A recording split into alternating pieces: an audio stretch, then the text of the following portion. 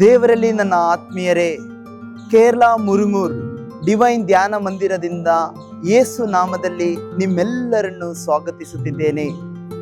Divine ಧ್ಯಾನ ಮಂದಿರದಲ್ಲಿ 7 ಭಾಷೆಗಳಲ್ಲಿ ಪ್ರತಿ ವಾರ ವರ್ಷಾದ್ಯಂತ ಧ್ಯಾನ ನೆರವೇರುತ್ತಿದೆ. ಭಾನುವಾರ 10 ಗಂಟೆಗೆ ಪ್ರಾರಂಭವಾಗಿ ಶುಕ್ರವಾರ ಮಧ್ಯಾಹ್ನ 1 ಗಂಟೆಗೆ ಧ್ಯಾನ ಕೊನೆಗೊಳ್ಳುತ್ತೆ.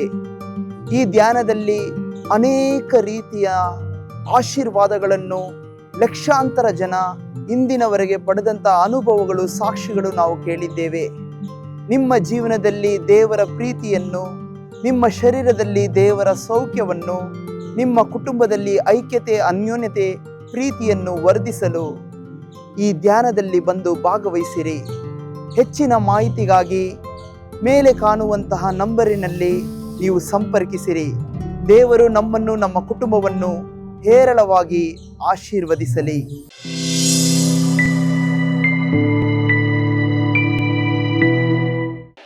ಹಾಲೆಲೂಯ. ಗಟ್ಟಿಯಾಗಿ ಕರಗಳನ್ನು ತಟ್ಟಿ ದೇವರನ್ನು ಮಹಿಮೆ ಪಡಿಸೋಣ.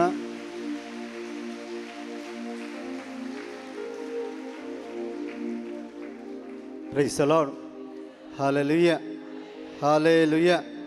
ದೇವರು ಎಲ್ಲವನ್ನ ಸೃಷ್ಟಿ ಮಾಡಿ, ಮನುಷ್ಯನನ್ನೆಲ್ಲ ಸೃಷ್ಟಿ ಮಾಡಿ ಆದಮೇಲೆ ಅವರು ಹೇಳಿದ ಮಾತು ಎಲ್ಲವೂ ಚೆನ್ನಾಗಿದೆ. ಹಾಗಾದರೆ ನಾವು ಚೆನ್ನಾಗಿರ್ಬೇಕಲ್ವಾ? ಚೆನ್ನಾಗಿದ್ದೀವಾ? ಹಾಗಾದರೆ ನೀವು ಚೆನ್ನಾಗಿದ್ದರೆ ನಿಮ್ಮ ಆನಂದ, ನಿಮ್ಮ ಸಮಾಧಾನ, ನಿಮ್ಮ ಸಂತೋಷ ನೀವೊಬ್ಬರೇ ಇಟ್ಕೋಬೇಡಿ, ಅಕ್ಕಪಕ್ಕದವ್ರಿಗೆಲ್ಲ ನೀವು ಕೊಡಬೇಕು. ಪ್ರೈಸ್ ದಿ ಲಾರ್ಡ್ ಹೇಳಿ. ಯೇಸು ನಿಮ್ಮನ್ನು ಪ್ರೀತಿಸ್ತಾರೆ ಅಂತೇಳಿ ಹಿಂದೆ ಮುಂದೆ ಅಕ್ಕಪಕ್ಕ ಎಲ್ಲ ಶೇಕ್ ಹ್ಯಾಂಡ್ ಕೊಟ್ಟು ಪ್ರೈಸ್ ದಿ ಲಾರ್ಡ್ ಹೇಳಿ. ಯೇಸು ನಿಮ್ಮನ್ನು ಪ್ರೀತಿಸ್ತಾರೆ ಅಂತೇಳಿ.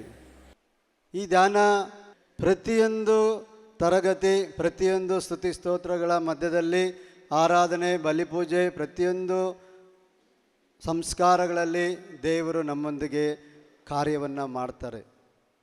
ಅದಕ್ಕಾಗಿ ಪ್ರಿಯರೇ, ಈ ಸಮಯವನ್ನು ನೀವು ದುರುಪಯೋಗ ಮಾಡ್ಕೋಬೇಡಿ. ಇಲ್ಲಿ ಯಾರೋ ಬರ್ತಾ ಇದ್ದಾರೆ, ಏನೋ ಹೇಳ್ತಾ ಇದ್ದಾರೆ, ಅಥವಾ ನಾವಿಲ್ಲಿ ಸುಮ್ಮನೆ ಟೈಮ್ ಪಾಸ್ ಮಾಡೋದಕ್ಕೆ ರಜೆ ಇದೆ, ಅದಕ್ಕೆ ಇಲ್ಲಿ ಪಿಕ್ನಿಕ್ ಅಲ್ಲಿ ಇಲ್ಲಿ ಹೋಗೋ ಬದಲು ಇಲ್ಲಿ ಕಡಿಮೆ ಚಾರ್ಜು, 1,000-2,000 ರೂಪಾಯಿ ಒಳಗಡೆ ನಮ್ಮದು ಫ್ಯಾಮಿಲಿ ಪ್ಯಾಕೇಜ್ ಅಂತೇಳಿ ಅನ್ಕೋಬೇಡಿ. ಇಲ್ಲಿ ದೇವರು ನಮ್ಮೊಂದಿಗೆ ಮಾತಾಡುವಂಥದ್ದು. Praise the lord. Hallelujah, hallelujah. ಈಗ ನಾನು ನೇರವಾಗಿ ಟಾಪಿಕ್ಕಿಗೆ ಬರ್ತೀನಿ. ಏನಂತೇಳಿದರೆ, ದೈವ ಕರೆ. ನಾವೆಲ್ಲ ಕುಟುಂಬಸ್ಥರು.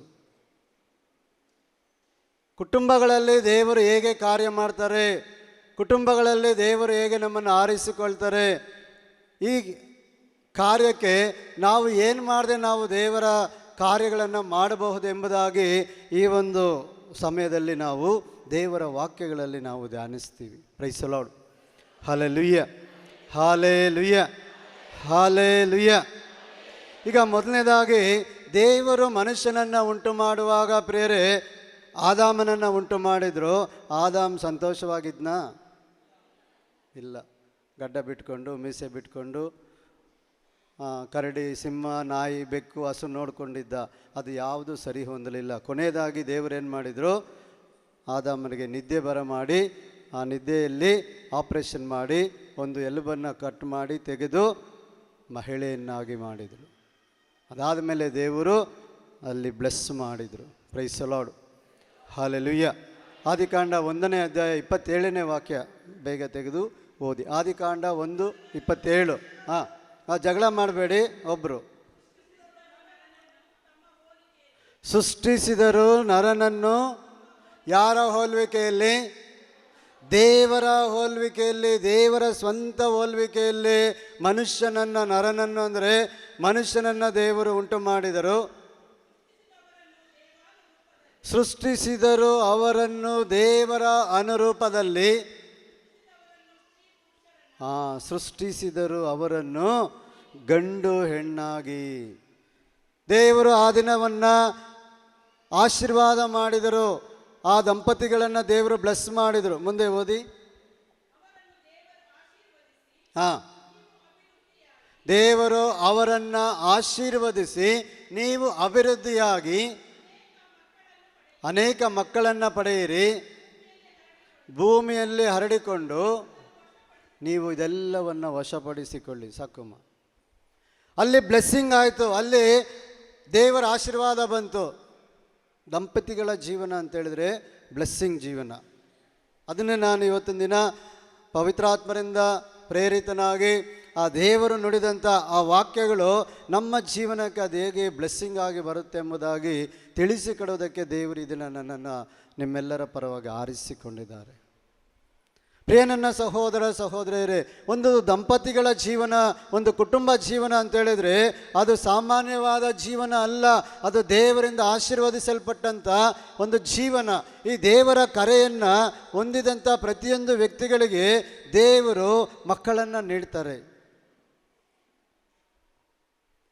ಈ ಮಕ್ಕಳನ್ನು ನಾವು ದೇವರ ಸರಿದಾರಿಯಲ್ಲಿ ನಾವು ನಡೆಸಿದರೆ ಒಂದು ದಿನ ಆ ದಂಪತಿಗಳಿಗೆ ಹುಟ್ಟುವಂಥ ಮಕ್ಕಳು ಪೋಪ್ ಆಗ್ತಾರೆ, ಧರ್ಮಾಧ್ಯಕ್ಷರಾಗ್ತಾರೆ, ಯಾಜಕರಾಗ್ತಾರೆ, ಕನ್ಯಾಶ್ರೇಯರಾಗ್ತಾರೆ, ದೈವ ಸೇವೆಯನ್ನು ಮಾಡುವ ವ್ಯಕ್ತಿಗಳಾಗ್ತಾರೆ. ಆ ಕಾರ್ಯವನ್ನು ಮಾಡುವಂಥದ್ದನ್ನು ದೇವರು ಮಾಡಿ ಇಲ್ಲಿ ತನಕ ಅದನ್ನು ಬ್ಲೆಸ್ ಮಾಡಿ ಅದನ್ನು ಮುಂದುವರಿಸ್ತಾ ಇದ್ದಾರೆ ಆ ಸರ್ವಶಕ್ತ ದೇವರು. ಆ ದೇವರಿಗೆ ಗಟ್ಟಿಯಾಗಿ ಕರಗಳನ್ನು ತಟ್ಟಿ ವಂದನೆ ಸಲ್ಲಿಸೋಣ. ಯಾಜಕರು, ಧರ್ಮಾಧ್ಯಕ್ಷರು, ಪೋಪ್ ಗುರುಗಳು ಅಥವಾ ದೈವ ಸೇವಕರು ಇವರು ಬೇರೆ ಯಾರೂ ಅಲ್ಲ ಪ್ರಿಯರೇ, ಕುಟುಂಬದಿಂದ ಬಂದಂಥ ವ್ಯಕ್ತಿಗಳು. ಇವತ್ತು ನಾವು ಕುಟುಂಬೋತ್ಸವವನ್ನು ಆಚರಣೆ ಮಾಡ್ತಾ ಇದ್ದೀವಿ.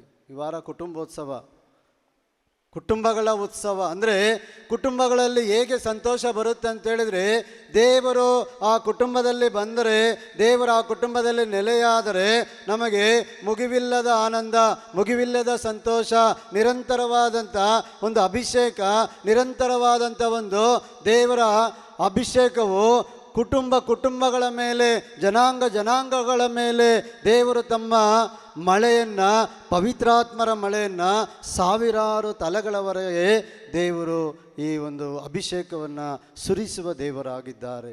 ಅದಕ್ಕಾಗಿ ಪ್ರಭು ಯೇಸು ಏನು ಹೇಳ್ತಾರೆ, ಯೋಹಾನ 6ನೇ ಅಧ್ಯಾಯ 44ನೇ ವಾಕ್ಯದಲ್ಲಿ, ನನ್ನ ತಂದೆಯು ನನ್ನತ್ತ ಸೆಳೆಯದ ಹೊರತು ಯಾರು ನನ್ನ ಬಳಿಗೆ ಬರೋದಿಲ್ಲ. ತಂದೆಯಾದ ದೇವರು ನಮ್ಮನ್ನು ಕರೆದಿದ್ದಾರೆ. ಇವತ್ತು ನಾವಿಲ್ಲಿ ಯೋಚನೆ ಮಾಡ್ಬೋದು, ಯಾರ್ದೋ ಟಿಕೆಟ್ ಇತ್ತು, ಆ ಟಿಕೆಟಲ್ಲಿ ನಾನು ಬಂದುಬಿಟ್ಟೆ, ಅಥವಾ ನಾನು ಹೋಗಬಾರ್ದು ಎಂಬುದಾಗಿ ನಾನು ಯೋಚನೆ ಮಾಡಿದ್ದೆ, ಯಾರೋ ಒಂದು ಫೋರ್ಸ್ಗೆ, ಕುಟುಂಬದವರ ಒಂದು ಬಲವಂತಕ್ಕೆ ನಾನು ಬಂದೆ. ಇಲ್ಲ ಪ್ರಿಯರೇ, ನೀವು ಯಾವ ರೀತಿಯೇ ಬಂದಿರಲಿ, ನೀವು ಯಾವ ಮಾರ್ಗದಲ್ಲೇ ಬಂದಿರಲಿ, ನೀನು ಹೇಗೆ ಬಂದಿರಲಿ, ನಿನ್ನನ್ನು ಕರೆದವರು ನಿನ್ನ ಸೃಷ್ಟಿಕರ್ತ ಸರ್ವಶಕ್ತ ದೇವರು ಅಂತೇಳಿದರೆ ಅವರಿಗೆ ನಿನ್ನ ಜೀವನದಲ್ಲಿ ಎಲ್ಲವನ್ನು ಮಾಡಲು ಸಾಧ್ಯವಿರುವ ದೇವರು. ಅವರು ಸತ್ತ ದೇವರಲ್ಲ, ಜೀವಂತ ದೇವರು. ಕೈ ಇದ್ದರೆ, ಬದುಕಿದ್ರೆ ಚಪ್ಪಾಳೆ ಹೊಡೆದು ದೇವರಿಗೆ ಸ್ತೋತ್ರ ಮಾಡು. ಆ ದೇವರ ಬಳಿಗೆ ನೀನು ಬಂದಿದ್ದೀಯಾ. ಇವತ್ತು ನಿನ್ನ ಜೀವನದಲ್ಲಿ ಅನೇಕ ವ್ಯವಸ್ಥೆಗಳನ್ನು ನೀನು ಮಾಡಿಕೊಂಡಿದ್ದೀಯಾ, ಅನೇಕ ಕಾರ್ಯಗಳನ್ನು ನೀನು ಈ ಲೋಕದಲ್ಲಿ ಮಾಡ್ತಾ ಇದ್ದೀಯಾ. ಇದರ ಮಧ್ಯದಲ್ಲಿ ಏನೋ ಒಂದು ಕುಟುಂಬೋತ್ಸವ, ಏನೋ ಒಂದು ಪ್ರಾರ್ಥನೆ, ಏನೋ ಒಂದು ಇಲ್ಲಿ ಧ್ಯಾನ ನಡೀತಾ ಇದೆ, ಇಲ್ಲಿ ನನಗೆ ಒಂದು ಒಳ್ಳೆಯದಾಗಬೇಕು, ಇಲ್ಲಿ ನನಗೆ ಸಮಸ್ಯೆಗಳ ಬಿಡುಗಡೆ, ಅನಾರೋಗ್ಯ ಇದೆ ಅದರಿಂದ ಬಿಡುಗಡೆ, ಈ ರೀತಿ ಅನೇಕ ಕಷ್ಟ ದುಃಖಗಳನ್ನು ಹೊತ್ತು ನೀವು ಇಲ್ಲಿ ಬಂದಿದ್ದೀರಾ. ಆದರೆ ಯೇಸು ನಮಗೆ ಬೇರೆಯೇ ಹೇಳ್ತಾರೆ. ಅದಕ್ಕೆ ಮೊದಲನೇದಾಗಿ ದೇವರು ನಮ್ಮಿಂದ ಕೇಳೋದು ನಿನ್ನ ವೈಯಕ್ತಿಕ ಅಭಿಪ್ರಾಯ. ನಿನ್ನ ವೈಯಕ್ತಿಕ ಅಭಿಪ್ರಾಯದ ಮೇಲೆ ದೇವರು ನಿನ್ನ ಜೀವನದಲ್ಲಿ ಅನೇಕ ಮಹತ್ ಕಾರ್ಯಗಳನ್ನು ಮಾಡ್ತಾರೆ. ಲೂಕನು ಬರೆದ ಶುಭ ಸಂದೇಶ 9ನೇ ಅಧ್ಯಾಯ 57ನೇ ವಚನದಲ್ಲಿ ದೇವರು ಅಲ್ಲಿ 2 ಮಾತುಗಳನ್ನು ಹೇಳ್ತಾರೆ. ಅದನ್ನು ಓದಿ. ಲೂಕ 9:57. ಒಬ್ಬನು ಯೇಸುವಿನ ಬಳಿಗೆ ಬಂದು ಹೇಳ್ತಾನೆ, ಯೇಸುವೆ, ನೀವು ಎಲ್ಲಿ ಹೋದರೂ ನಾನು ನಿಮ್ಮನ್ನು ಹಿಂಬಾಲಿಸ್ತೇನೆ ಅಂತಾನೆ. ಮುಂದೆ ಯೇಸು ಅವನಿಗೆ, ನರಿಗಳಿಗೆ ಗುಹೆಗಳುಂಟು, ಆಕಾಶದ ಪಕ್ಷಿಗಳಿಗೆ ಗೂಡುಗಳುಂಟು, ಬಿಲಗಳುಂಟು, ಆದರೆ ನರಪುತ್ರನಿಗೆ ತಲೆ ಇಡುವುದಕ್ಕೂ ಸ್ಥಳವಿಲ್ಲ. ನೋಡಿ, ಮೊದಲನೇದಾಗಿ ಒಬ್ಬ ವ್ಯಕ್ತಿ, ಕುತ್ಕೊಳ್ಳಿ ನಾನು ಹೇಳ್ತೀನಿ. ಮೊದಲನೇದಾಗಿ ಒಬ್ಬ ವ್ಯಕ್ತಿ ಬರ್ತಾನೆ, ಯೇಸುವೆ ನಾನು ನಿಮ್ಮನ್ನು ಹಿಂಬಾಲಿಸ್ತೀನಿ ಅಂತಾರೆ. ಆಗ ಯೇಸು ಏನು ಹೇಳ್ತಾ ಇದ್ದಾರೆ, ನನ್ನ ಹಿಂದೆ ನೀನು ಬರ್ತೀಯ, ಆದರೆ ನನಗಿರೋದಕ್ಕೆ ಮನೆ ಇಲ್ಲ, ಇರೋದಕ್ಕೆ ಗೂಡಿಲ್ಲ. ಪಕ್ಷಿಗಳಿಗೆ ಗೂಡು ಉಂಟು, ನರಿಗಳಿಗೆ ಗುಹೆಗಳುಂಟು. ನೋಡಿ, ಪಕ್ಷಿಗಳಿಗೂ ಬಿಲಗಳಿಗೂ ನರಿಗಳಿಗೂ ಮತ್ತು ಕಾಡು ಪ್ರಾಣಿಗಳಿಗೂ ಮನೆಗಳು ಸ್ವಂತ ಉಂಟು. ಆದರೆ ಸರ್ವಶಕ್ತ ದೇವರು ಪ್ರಭು ಯೇಸುವಿಗೆ ತಲೆ ಇಡುವುದಕ್ಕೂ ಸ್ಥಳ ಇಲ್ಲ. ಮೊದಲನೇದಾಗಿ ಯೋಚನೆ ಮಾಡಬೇಕಾಗಿದ್ದು, ಕೆಲವರು ಯೇಸುವನ್ನು ನಾನು ಹಿಂಬಾಲಿಸ್ತೀನಿ, ನನ್ನ ಜೀವನವನ್ನು ಯೇಸುವಿಗೆ ಕೊಡ್ತೀನಿ ಅಂತಾರೆ. ನೀವು ರೆಡಿ ಆಗಬೇಕು. ಯಾವುದಕ್ಕೆ? ಯೇಸುವಿಗಾಗಿ ನೀವು ಏನನ್ನಾದರೂ ತ್ಯಜಿಸೋದಕ್ಕೆ ನೀವು ಸಿದ್ಧರಿರಬೇಕು. ಇವಾಗ ನನಗೆ ಅಪ್ಪ ಇದ್ದಾನೆ, ಅಮ್ಮ ಇದ್ದಾಳೆ, ಹೆಂಡತಿ ಇದ್ದಾಳೆ, ಗಂಡ ಇದ್ದಾನೆ, ಮಗಳಿದ್ದಾಳೆ, ಮದುವೆ ಮಾಡಬೇಕು, ಇದು ಸೈಟ್ ತಗೊಂಡಿದ್ದೀವಿ, ಮನೆ ಕಟ್ಟಬೇಕು. ಸಬೂಬೆಲ್ಲ ಮಾಡೋಂಗಿಲ್ಲ, ಹೇಳಂಗಿಲ್ಲ. ಏನು ಬ್ರದರ್, ನಾವಿಲ್ಲಿ ಧ್ಯಾನಕ್ಕೆ ಬಂದಿದ್ದು ಮತ್ತೆ ಮನೆಗೆ ವಾಪಸ್ ಹೋಗ್ಬೇಕಾ ಬೇಡವಾ ಅಂಥೇಳಿ ಪ್ರಶ್ನೆ. 100% ನೀವು ಮತ್ತೆ ಮನೆಗೆ ಹೋಗ್ಬೋದು, ಆದರೆ ಯೇಸುವನ್ನು ಜೊತೆಗೆ ಕರ್ಕೊಂಡು ಹೋಗಬೇಕು. Praise the lord, hallelujah. Next ಇನ್ನೊಬ್ಬ ಹೇಳಿ, ಅಲ್ಲಿ ಓದಿ. ಇನ್ನೊಬ್ಬನಿಗೆ ಯೇಸು ಸ್ವಾಮಿಯೇ ಅವನಿಗೆ ಹೇಳ್ತಾ ಇದ್ದಾರೆ ಏನಂತ ಹೇಳಿ, ನೀನು ನನ್ನನ್ನು ಹಿಂಬಾಲಿಸು ಎಂಬುದಾಗಿ. ಮುಂದೆ, ಸ್ವಾಮಿ, ನಾನು ಮೊದಲು ನನ್ನ ಉತ್ತರ ಕ್ರಿಯೆಗಳನ್ನು, ತಂದೆಯ ಕ್ರಿಯೆಗಳನ್ನು ನಾನು ಮಾಡಿ ಬರಬೇಕು. ನನ್ನ ತಂದೆ ಸತ್ತೋಗ್ಬಿಟ್ಟಿದ್ದಾನೆ, ಆ ಉತ್ತರ ಕಾರ್ಯವನ್ನು ನಾನು ಮಾಡಬೇಕು. ಮುಂದೆ, ಸ್ವಲ್ಪ ಟೈಮ್ ಕೊಡಿ ಸ್ವಾಮಿ ಅಂತ ಕೇಳ್ತಾ ಇದ್ದಾನೆ. ಅವನಿಗೆ ಯೇಸು,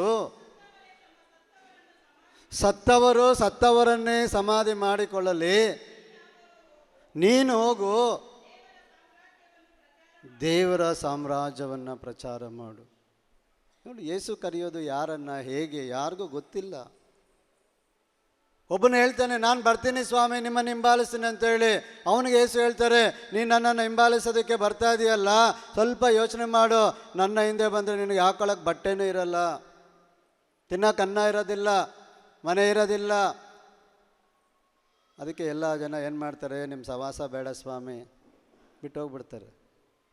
ಇದೆಲ್ಲ ಯಾಕೆ ಬೇಕು? ಯೇಸುವಿನ ಹಿಂದೆ ಬಂದರೆ ಊಟ ಸಿಗಲ್ಲ, ನಿದ್ದೆ ಬರಲ್ಲ, ಜಾಗನೂ ಇರಲ್ಲ, ಜ್ಯೂಸು ಸಿಗಲ್ಲ, ವೀಡಿ ಸಿಗಲ್ಲ, ಅನಸು ಪಾನ್ಪರಾಗ ಏನೂ ಸಿಗಲ್ಲ ಯೇಸುವಿನ ಹಿಂದೆ ಬಂದರೆ. Praise the lord, hallelujah, hallelujah. ಯೇಸು ಅವನಿಗೆ ಹೇಳ್ತಾರೆ, ಇನ್ನೊಬ್ಬನಿಗೆ ಹೇಳ್ತಾರೆ, ನೀನು ನನ್ನನ್ನು ಹಿಂಬಾಲಿಸಿ ಬಾ. ಅವನೇನು ಹೇಳ್ತಾನೆ, ನಮ್ಮ ಅಪ್ಪ ಸತ್ತೋಗ್ಬಿಟ್ಟಿದ್ದಾನೆ, ಅವ್ರದ್ದು ಉತ್ತರ ಕ್ರಿಯೆ ನಾನು ಮಾಡಬೇಕು. ಅದು ಒಳ್ಳೇದಾ ಕೆಟ್ಟದ? ಅದು ಒಳ್ಳೇದಾ ಕೆಟ್ಟದ? ಒಳ್ಳೇದೇ ಅಲ್ವಾ? ಮತ್ತು ಒಳ್ಳೇದನ್ನು ಮಾಡೋವಾಗ ಯೇಸು ಸ್ವಾಮಿ ಯಾಕೆ ಅದನ್ನು ಬಿಟ್ಟು ನೀನು ಬಾ ಈ ಕಡೆ ಅಂತಾರೆ? ಗೊತ್ತಿಲ್ಲ ಬ್ರದರ್, ನೀವೇ ಹೇಳ್ಬಿಡಿ ಬ್ರದರ್. ಸತ್ತೋದವ್ರಿಗೆ ಇನ್ನೇನು ಮಾಡೋದಕ್ಕೆ ಅವಕಾಶ ಇಲ್ಲ. ಸತ್ತೋದವ್ರದ್ದು ಇನ್ನೇನು ಕೆಲಸ ಮಾಡೋಕ್ಕಾಗಲ್ಲ.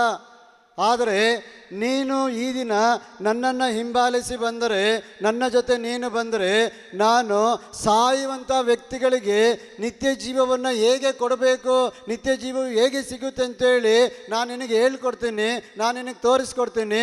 ನೀನು ನನ್ನನ್ನು ಹಿಂಬಾಲಿಸಿ ಬಾ. ಸತ್ತವರು ಒಂದು ದಿನ ಪುನರುತ್ಥಾನರಾಗ್ತಾರೆ, ಆ ಸತ್ಯವನ್ನು ನಾನು ನಿನಗೆ ತೋರಿಸ್ಕೊಡ್ತೀನಿ ಅಂತೇಳಿ ಯೇಸು ಅವನನ್ನು ಕರೆದಿದ್ದು.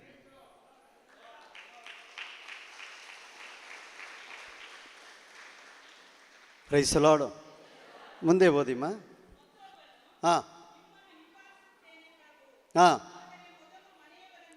ಮೊದಲು ಮನೆಯವರನ್ನು ಬೀಳ್ಕೊಟ್ಟು ಬರಲು ಅಪ್ಪಣೆಯಾಗಬೇಕು ಎಂದನು. ಯೇಸು ಅವನನ್ನು ನೋಡಿ ನೇಗಿಲಿಗೆ ಕೈ ಹಾಕಿ ಹಿಂದಕ್ಕೆ ನೋಡುವವನು ಸ್ವರ್ಗ ರಾಜ್ಯಕ್ಕೆ ತಕ್ಕವನಲ್ಲ. ನಾವೆಲ್ಲ ನೇಗಿಲಿಗೆ ಕೈ ಹಾಕಿಬಿಟ್ಟಿದ್ದೀವಿ.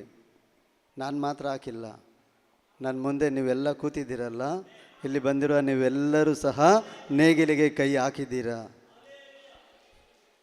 ಹಿಂದಕ್ಕೆ ನೋಡುವ ಹಾಗಿಲ್ಲ. ಯೇಸುವಿನ ಜೊತೆಗೆ ಸಾಗುವುದಕ್ಕಾಗಿ ಇವತ್ತು ಧ್ಯಾನವನ್ನು ನಾವು ಪ್ರಾರಂಭ ಮಾಡ್ತಾ ಇರೋದು. ಈ ಒಂದು ಡಿವೈನ್ ಧ್ಯಾನ ಮಂದಿರದಲ್ಲಿ ಏನಾಗ್ಬೋದು?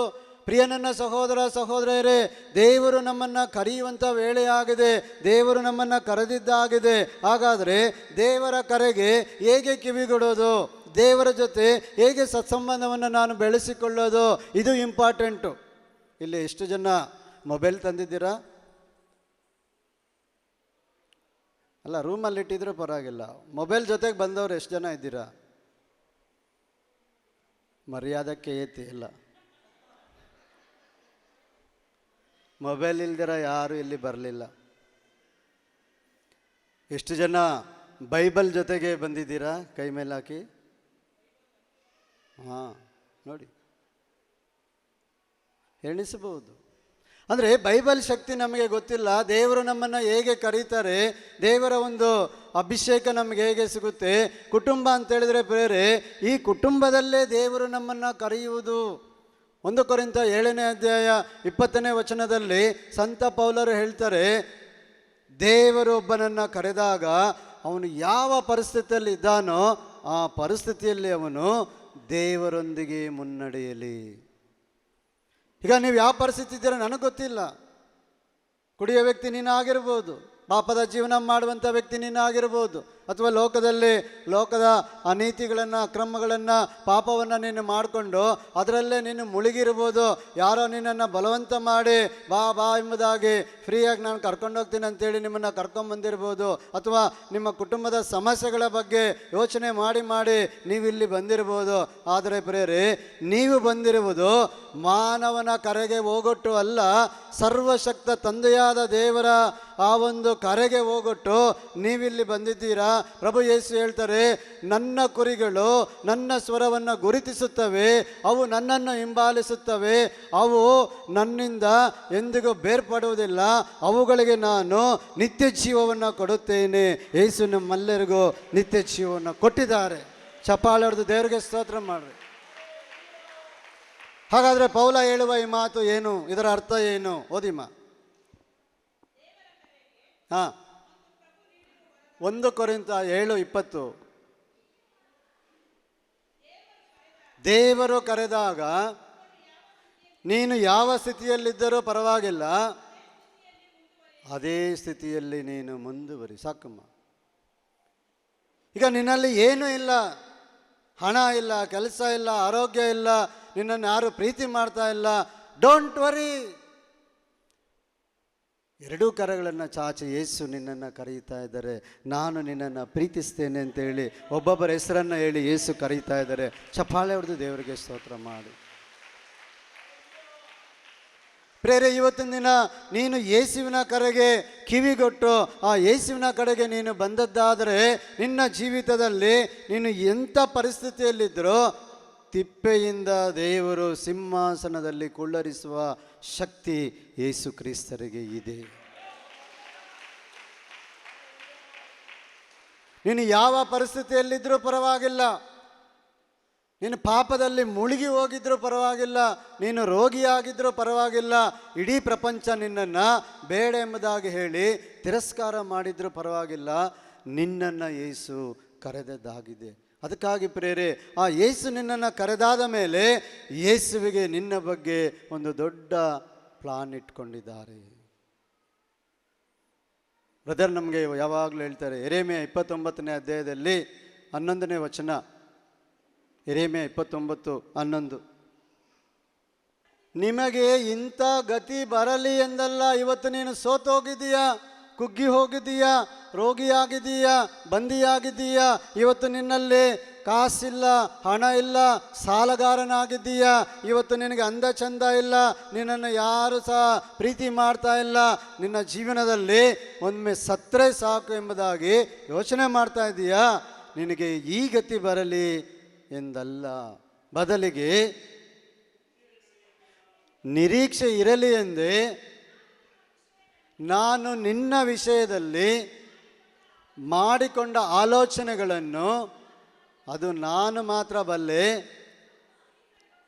ಅದು ಕೆಟ್ಟ ಯೋಜನೆಗಳು ಅಲ್ಲ, ಅಹಿತಕರವಾದ ಯೋಜನೆಗಳು ಅಲ್ಲ, ಹಿತಕರವಾದ ಯೋಜನೆಗಳೇ. ಇವತ್ತು ದೇವರು ನಮಗೆ ಒಳ್ಳೆಯದನ್ನು ಬಯಸ್ತಾ ಇದ್ದಾರೆ. ದೇವರು ಆದಿಕಾಂಡದಲ್ಲಿ ಸೃಷ್ಟಿ ಮಾಡುವಾಗ ಎಲ್ಲವೂ ಚೆನ್ನಾಗಿದೆ ಎಂಬುದಾಗಿ ಹೇಳಿದರು. ಆ ಚೆನ್ನಾಗಿದೆ ಎಂಬುದಾಗಿ ಹೇಳುವಾಗ ಅವರು ಚೆನ್ನಾಗಿರಬೇಕಾಗಿತ್ತು. ಅಲ್ಲಿ ಅವರು ಕೆಟ್ಟು ಹೋಗಿದ್ದು ಯಾವುದರ ಮುಖಾಂತರ ಅಂತ ಹೇಳಿದರೆ, ಸರ್ಪದ ಮುಖಾಂತರ, ಸೈತಾನನ ಮುಖಾಂತರ. ಸೈತಾನನು ಒಡ್ಡುವಂಥ ಆ ಪಾಪ ಪ್ರಲೋಭನೆಗೆ ಬಿದ್ದು ತಿನ್ನಬಾರದಾಗಿದ್ದ ಆ ಹಣ್ಣನ್ನು ಯಾವಾಗ ಅವರು ತಿಂದರೋ ಅಲ್ಲಿ ಅವರು ಕೆಟ್ಟು ಹೋದರು. ಕೆಟ್ಟು ಹೋದದನ್ನು ಹುಡುಕಿ ಬಂದಂಥವರು ಯೇಸು. ಕಳೆದು ಹೋದಂಥ ಕುರಿಮರಿಯನ್ನು ಹುಡುಕಿ ಹುಡುಕಿ ಬಂದವರು ಯೇಸು. 100 ಕುರಿಗಳಲ್ಲಿ 1 ಕುರಿ ತಪ್ಪಿ ಹೋದಾಗ 99 ಬಿಟ್ಟು 1 ಹುಡುಕಿ ಬಂದಂಥ ಯೇಸು ಕರ್ನಾಟಕದ 7-8 ಕೋಟಿ ಜನರ ಮಧ್ಯದಲ್ಲಿ ನನ್ನನ್ನು ನಿನ್ನನ್ನು ಹೆಸರಿಟ್ಟು ಕರೆದವರು ಆ ಸರ್ವಶಕ್ತ ಯೇಸು. ಮುಂದೆ ಓದಿಮ್ಮ, ಆ ವಚನ ಕಂಪ್ಲೀಟ್ ಮಾಡಿ. ನೀವು ನನಗೆ ಮೊರೆ ಇಡುತ್ತೀರಿ, ಪ್ರಾರ್ಥನೆ ಮಾಡ್ತೀರಿ, ಕೂಗ್ತೀರಿ, ಅಳ್ತೀರಿ, ಗೋಳಾಡ್ತೀರಿ, ದೇವರೇ ದೇವರೇ ಯೇಸುವೆ ಎಂಬುದಾಗಿ ನೀವು ಕರೀತೀರಿ. ನನ್ನನ್ನು ಪ್ರಾರ್ಥಿಸಲು ನೀವು ಬರುತ್ತೀರಿ, ನಾನು ಕಿವಿಗೊಡುವೆನು. ನೀವು ನನ್ನನ್ನು ಹುಡುಕುತ್ತೀರಾ, ಮನಪೂರ್ವಕವಾಗಿ ಹುಡುಕಿದಾಗ ನನ್ನನ್ನು ನೀವು ಕಂಡುಕೊಳ್ಳುತ್ತೀರಾ. ಹೃದಯಪೂರ್ವಕವಾಗಿ ನೀವು ಯೇಸುವನ್ನು ಹುಡುಕಬೇಕು. ಅಯ್ಯೋ ಇಲ್ಲಿ ಬ್ರದರ್ ಇದ್ದಾರೆ, ಅಯ್ಯೋ ಇಲ್ಲಿ ಫಾದರ್ ಇದ್ದಾರೆ, ಇವ್ರ ಹತ್ರ ಹೋದರೆ ನನಗೆ ಒಳ್ಳೇದಾಗುತ್ತೆ, ಅವ್ರ ಹತ್ರ ಹೋದರೆ ನನಗೆ ಒಳ್ಳೇದಾಗುತ್ತೆ. ಪ್ರಿಯರೇ, ನೀವು ಯಾರ ಹತ್ರ ಹೋದರೂ ಯಾವುದು ಶಾಶ್ವತವಾಗಿ ಒಳ್ಳೆಯದಾಗೋದಿಲ್ಲ. ಯೇಸುವಿನ ಬಳಿಗೆ ಬಂದರೆ ಮಾತ್ರ ನಿಮ್ಮ ಜೀವಿತದಲ್ಲಿ ಒಳ್ಳೆಯದಾಗುವುದು. ಆ ಯೇಸುವಿನ ಬಳಿಗೆ ನೀವು ಬಂದಿದ್ದೀರಿ. ಈಗ ನಿಮ್ಮ ಜೀವನವನ್ನು ಆ ಯೇಸುವಿನ ಕರಗಳಲ್ಲಿ ಪರಿಪೂರ್ಣವಾಗಿ ಸಮರ್ಪಣೆ ಮಾಡಿ ಹೃದಯಪೂರ್ವಕವಾಗಿ ನೀವು ದೇವರನ್ನು ಹುಡುಕಿ. ಹೃದಯಪೂರ್ವಕವಾಗಿ ಹುಡುಕೋದು ಹೇಗೆ? ಪ್ರೇರೆ, ಈ ಪ್ರಾರಂಭದ ಈ ಸಮಯದಿಂದ ಹಿಡಿದು ಶುಕ್ರವಾರದ ತನಕ ದೇವರ ಅನೇಕ ರೀತಿಗಳಲ್ಲಿ ಇಲ್ಲಿ ಕ್ಷಣ ಕ್ಷಣವೂ ದೇವರ ಆತ್ಮ ಚಲಿಸ್ತಾ ಇದೆ. ನಾನು ಬೆಳಗ್ಗೆ ಬಂದಾಗ ರೂಮಲ್ಲಿ ಇವರೆಲ್ಲ ನಮ್ಮ ಮನೆಯವರೆಲ್ಲ ಹೋಗ್ಬಿಟ್ರು. ನಾನು ರೂಮಲ್ಲಿ ಪ್ರಿಪೇರ್ ಆಗ್ತಾಯಿದ್ದೀನಿ, ನಾನು ಪ್ರಾರ್ಥನೆ ಮಾಡ್ತಾಯಿದ್ದೀನಿ. ದೇವರೇ, ಇಲ್ಲಿ ಇಂಥ ಒಂದು ಸ್ಥಳದಲ್ಲಿ ನಿಮ್ಮ ಸೇವೆ ಮಾಡೋದಕ್ಕೆ ಅವಕಾಶ ಮಾಡಿಕೊಟ್ಟಿದ್ದೀರಿ. ಇಲ್ಲಿ ಈ ಜನರಿಗೆ ನಾನು ಏನು ಹೇಳಬೇಕು ಅಂತೇಳಿ ನಾನು ಪ್ರೇಯರ್ ಮಾಡ್ತಾಯಿದ್ದೀನಿ ಅಷ್ಟೇ.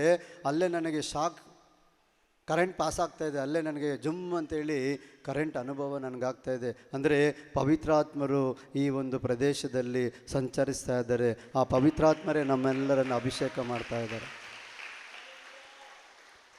ಇವತ್ತು ನೀನು ದೇವರ ಕಡೆಗೆ ಹಿಂದಿರುಗಿ ಬಂದೆಯಾದರೆ ನಿನ್ನ ಜೀವನವನ್ನು ದೇವರು ಉನ್ನತವಾಗಿ, ಸರ್ವಶ್ರೇಷ್ಠರನ್ನಾಗಿ, ಅತಿ ಬೆಲೆ ಬಾಳುವ ಒಂದು ಸಾಧನವನ್ನಾಗಿ ಪ್ರತಿಯೊಬ್ಬರನ್ನು ಇಲ್ಲಿ ದೇವರು ಉಪಯೋಗಿಸ್ತಾರೆ. ಒಮ್ಮೆ ಒಬ್ಬ ವ್ಯಕ್ತಿ ಒಂದು ಸಮಸ್ಯೆಯಲ್ಲಿ ಸಿಕ್ಕಾಕೊಂಡು ಏನು ಮಾಡಬೇಕು ಗೊತ್ತಾಗ್ತಾ ಇಲ್ಲ, ಎಲ್ಲಿ ಹೋಗಬೇಕು ಗೊತ್ತಿಲ್ಲ. ಇವತ್ತು ಪ್ರಪಂಚದಲ್ಲಿ ಎಲ್ಲಿ ನಾನು ಬದುಕಬೇಕು, ಹೇಗೆ ಜೀವಿಸಬೇಕು ಎಲ್ಲ ಬ್ಲೈಂಡ್ ಆಗಿದೆ. ಮನಸ್ಸಲ್ಲಿ ಸಮಾಧಾನ ಇಲ್ಲ, ಸಂತೋಷ ಇಲ್ಲ, ಎಲ್ಲರೂ ಅವರನ್ನು ಕೈಬಿಟ್ಟಿದ್ದಾರೆ.